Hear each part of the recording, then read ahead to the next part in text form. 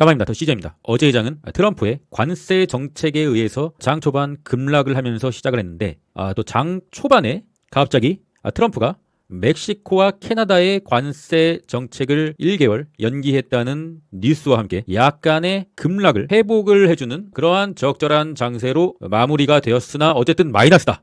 좀 쉽지가 않다. 그리고 오늘 주간에도 중국이 관세를 적용한다 라는 악재 뉴스와 함께 상당히 주간장에도 나스닥 선물이 출렁이고 있습니다. 현재의 장세는 정확히 말씀드리면 차트 매매가 쉽게 통하지 않는 상황이며, 왜냐? 차트 매매는 약간의 어떤 추세가 있어야 된다. 현재는 그 누구도 예상할 수 없는 단타의 장, 상당히 역대급으로 난이도가 최상인 장입니다. 트럼프의 마음대로, 트럼프가 세력인 거죠. 트럼프가 이랬다 하면은 주식이 내리고, 트럼프가 또 갑자기 마음이 바뀌면은 주식이 오르고, 그랬다가 다시 트럼프가 마음이 바뀌면 주식이 내리고, 롱숏 롱숏의 세계다. 롱숏 롱숏을 진짜 신기가 있어서 잘하는 사람들은 돈을 많이 벌겠지만 그렇지 못한 사람들은 시드가 다 갈리고 깡통을 차는 무서운 장세다. 현재 차트를 전혀 모르는 분들이 주식을 하시려면은 참을 수 없이 내렸을 때 약간의 현금 비중을 항상 남겨두고 약간의 매수를 하신 다음에 또다시 희망이 보일 때 그때 매수한 거를 다 매도를 하는 그런 단타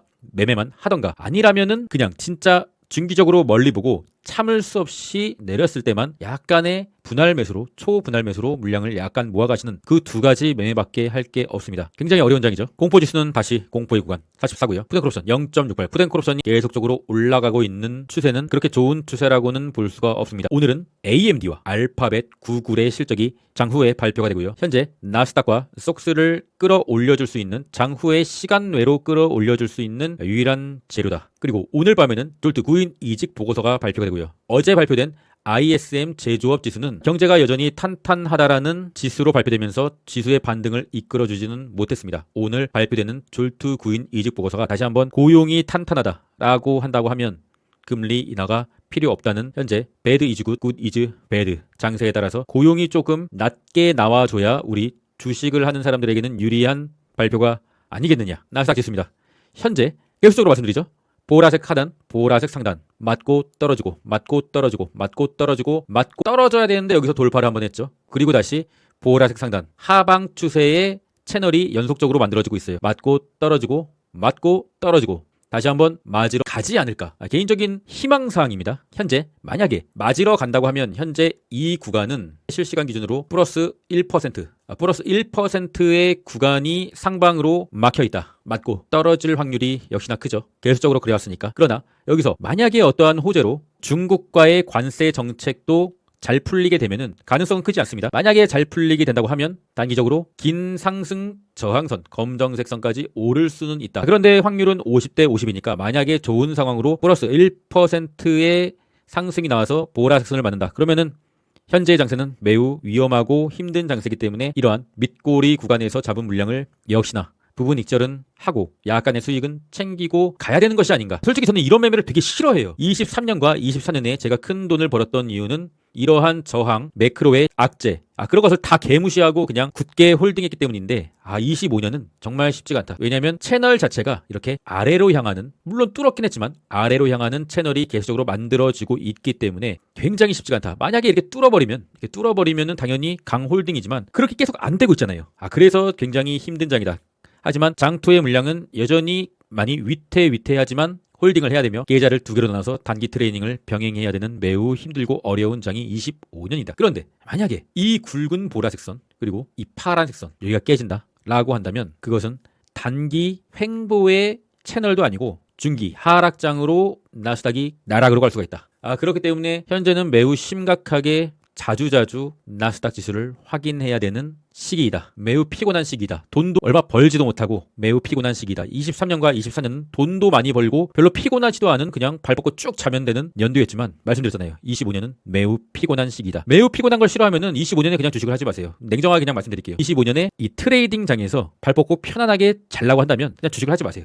그게 돈을 버는 길입니다. 하지만 그래도 돈을 벌어야겠다라고 한다면 더 시저와 함께 차트를 좀 보면서 매매를 하셔야겠죠. TQ는 다행히 이 검정색 선, 하방 추세로의 전환을 의미하는 검정색 선을 지켜줬다. 엔비디아는 파란색 선. 사실은 검정색 선이 상승 추세선이고 파란색 선은 이렇게 급락이 한번 나왔기 때문에 급락이 나와서 억지로 그냥 그 선에 맞춰서 그거는 선입니다. 상승 추세선도 아무것도 아니에요. 그냥 파란색 선의 하단선까지도 이탈을 했다. 근데 여기 밑에는 이제 뭐 아무런 지지선이 없어요. 여기는 그냥 지지선이 없는 무방비 상태의 공간이다. 굉장히 힘든 상황이죠.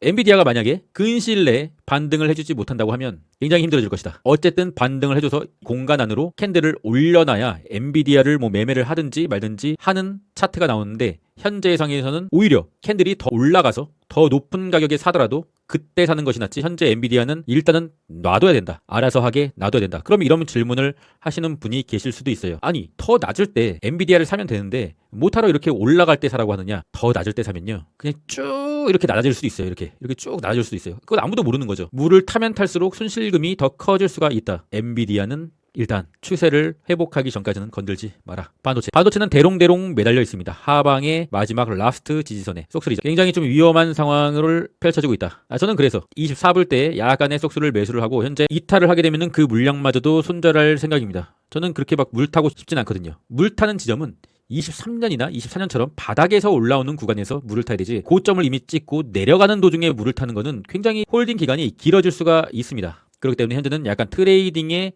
개념으로 모든 종목을 그렇게 민감하게 대응할 준비를 해야 되는 지점이다. 실적 발표도 여러 기업이 있으니까 일단은 좀 지켜보고 있습니다. 테슬라 어제 상당히 좀 쉽지 않은 상황으로 가려다가 막판에 조금 약간의 반등을 해주면서 채널 안에 들어왔죠. 테슬라의 지지선은 라스트 지지선은 이 검정색 선입니다. 검정색 선을 이탈하면은 그때는 줄 때가 아닐 수도 있어요. 횡보를 해주는 게 최상의 시나리오다. 숏의 보조지표.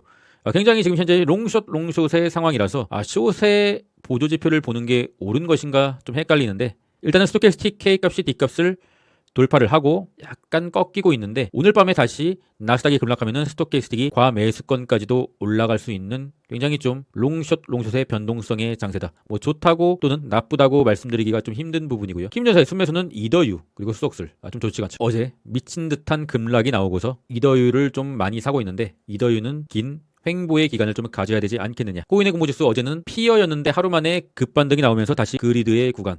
비트코인의 일부입니다. 비트코인 같은 경우는 어제 큰 밑꼬리를 달고 지켜줘야 되는 검정색 선. 정확하게 좀 지켜주네요. 진짜 신기하게도 진짜 딱 찍고서 올라가는 모습이죠. 굉장히 좀 이거는 세력의 어떤 핸들링이 우리가 놀아나는 것이 아니냐. 그리고 오늘 100K를 회복하나 싶었는데 다시 한번 갑자기 또 중국의 관세로 난데없이 비트코인이 영향을 받는 모습. 사실상 뭐 관세를 뭐 하든 말든 도대체 비트코인과 뭔 상관입니까? 관세가.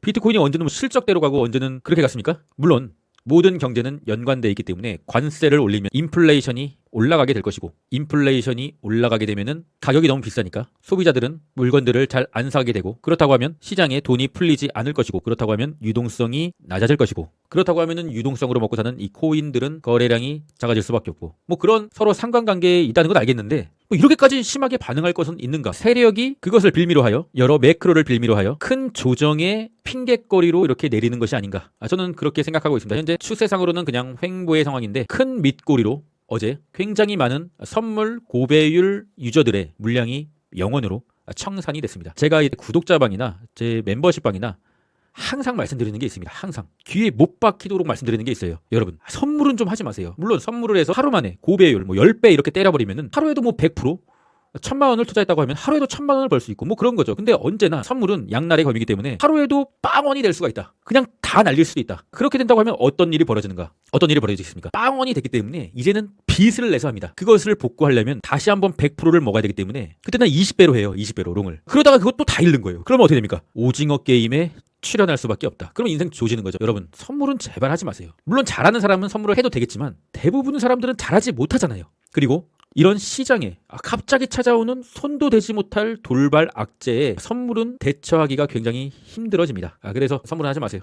선물도 하지 말고 이더리움도 하지 마세요. 이더리움. 정말 개같은 무빙을 보여주고 있다. 작년 8월부터 시작된 이 보라색 선의 하방 지지선을 지금 현재 실시간 기준으로는 어렵사리 지켜주고 있다. 어제의 급락에서는 추세가 완전히 개박살 시즌 종료였어요. 하지만 갑자기 또 뭔가 휩싸였는지 올라와주고 지금 다시 현재 실시간 기준으로 다시 내리고 있으면서 보라색 선을 지켜주고 있다. 사실상 이게 큰 의미는 없습니다. 의미를 부여하진 않겠고요. 현재 이더리움은 어쨌든 간에 검정색 상단, 검정색 하단으로 하방의 추세로 가고 있다. 다시 한번 기적적으로 기적이 일어나서 현재 RSI도 30이고 하니까 다시 한번 검정색 상단을 터치한다고 하면 그때는 좀 이더리움의 물량을 좀 줄여보려고 합니다.